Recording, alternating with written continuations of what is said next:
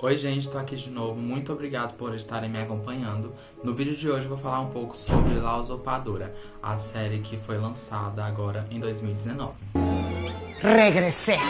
Pouca gente sabe, mas A Usurpadora ganhou um remake agora em 2019 e tá disponível na Amazon pra quem quiser assistir.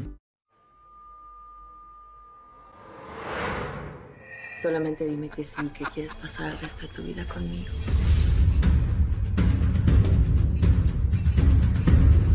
¿Y qué hacemos cuando el presidente me refunda de por vida en la cárcel? Eu achei que seria algo bem como fazem aqui no Brasil.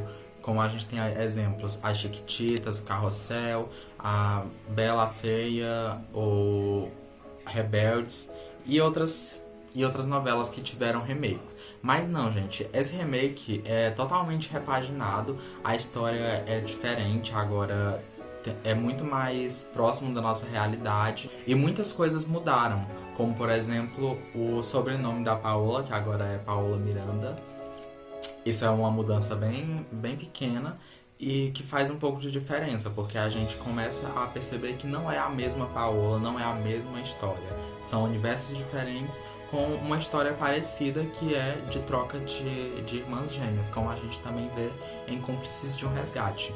Uma das principais diferenças dessa história é que a Paulina não é aquela songamonga que a gente vê na Usurpadora de 98. A Paulina tem uma vida, ela é ativista, ela cuida de crianças, ela tem a sua própria personalidade, diferente da de 98 que a gente via ela meio apagadinha no começo. Não tem problema.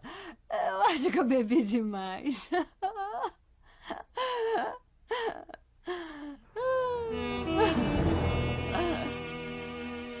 Qual é o problema, senhora?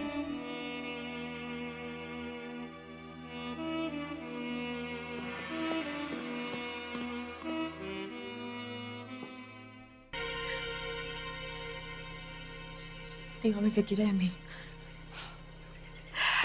Se ve que no tienes la menor idea de quién soy. Porque deberías saberlo. Paola Miranda de Bernal. Primera dama de México. Essa, desde o começo, a gente já sabe que ela é alguém interessante, alguém que tem uma vida, uma história. Ela tem um relacionamento, ela tem a mãe dela. Na novela original, a mãe dela morre logo no começo. E nessa não, a mãe dela é meio que uma motivação pra ela continuar lutando contra a Paola. Outra coisa que mudou bastante foi a Paola, porque agora a gente percebe que ela tem muito mais humanidade dentro dela do que a Paola de 98.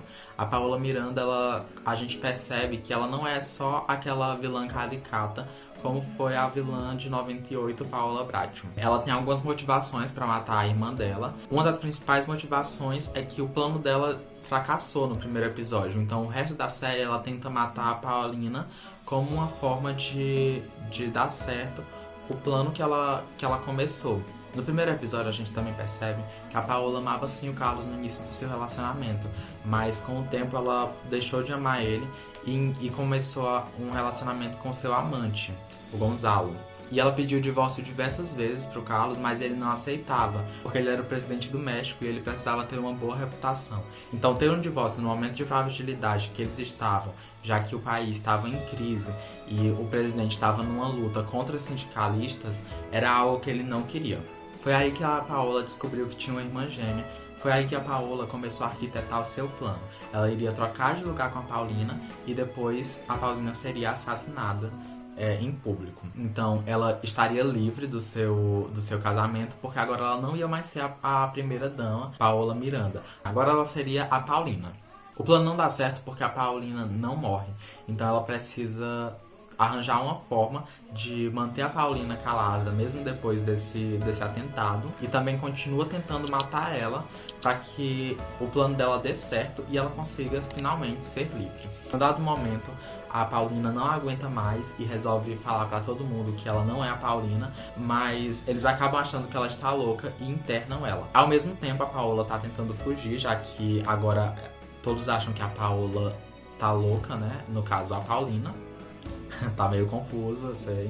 Mas a Paola tenta fugir usando a identidade de Paulina. Só que tem uma outra personagem nessa história, que é meio que uma comparsa da Paola, contratada.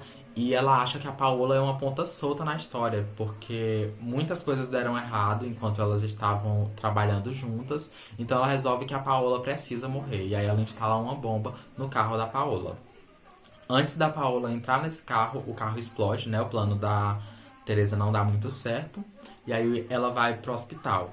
E aí eles ligam pra mãe da Paulina, porque ela tá com os documentos da Paulina, né? E aí a Paola acaba indo pra Colômbia e se passa por Paulina durante um certo período.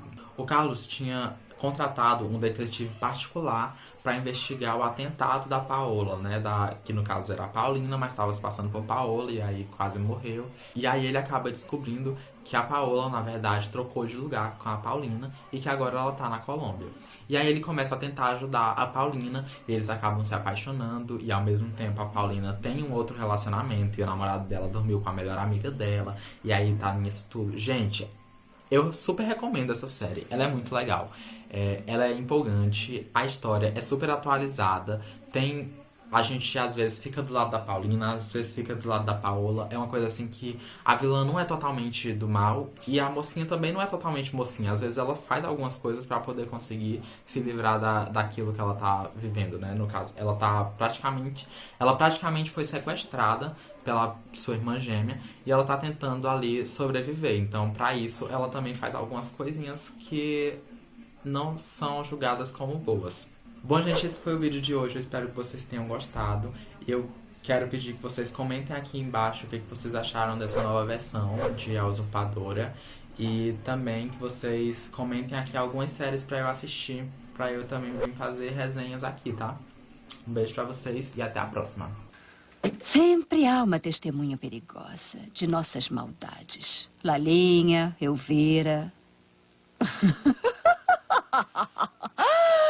Mas os mortos não falam.